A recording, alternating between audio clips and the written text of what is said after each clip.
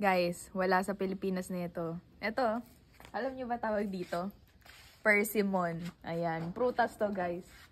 Yan siya. Oh, dito lang naman matatagpuan yan sa bakuran ng bahay, di ba? Dito sa US. Alam ko kasi sa US lang meron nito kasi sa sa weather, ganon. So ayan, tikman natin. Ganito itsura niya, guys.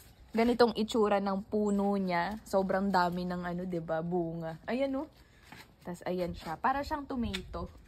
Yung yung itsura lang niya. Ayan. Pero orange. Orange! Yan ganyan siya.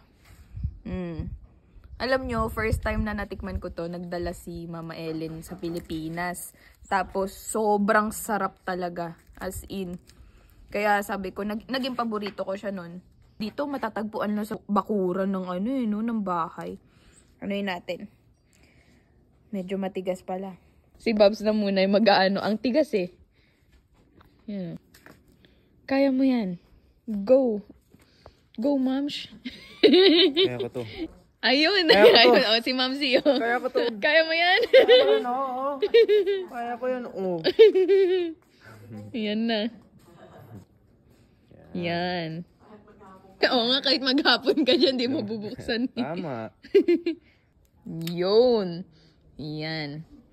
Ganyan yung itsura niyan, guys, sa loob. Ayan Yan. Ganyan yung itsura niya sa loob, guys. Tapos kakainin mo yung loob ng ganito lang. Biyakin mo. Para mas kaya mo. Ayan, guys. Yan yung itsura niyan. Tapos kakainin mo yung loob. Grabe. Alam niyo yung sa guys. Yung parang kay Mito. Yung ng skin ng kay Mito. Yung, di ba yung buto yung kinakain natin sa kay Mito. Ano bang English ng kay Mito? Kaimits. Kaimits? Hindi. Hindi ko rin alam. Hindi, may comment down below. Comment down below nyo na lang. Basta yung labas niya, tapos mas matamis na version to. Para siyang papaya na matigas. Matigas, ganun. Papaya pero, na apple yung tigas. Ayun. Pero, basta masarap, kakaiba yung lasa niya. Hindi nyo siya malalasahan talaga sa ibang specific na na prutas. Ito talaga kakaiba siya. Masarap siya, guys. Kung meron nagbebenta nito sa Pilipinas, try nyo din, guys. Pero feeling ko wala. Masarap sa bakuran lang namin dito sa US. Wala sa Pilipinas nito. Masarap. Masarap talaga ng persimmon.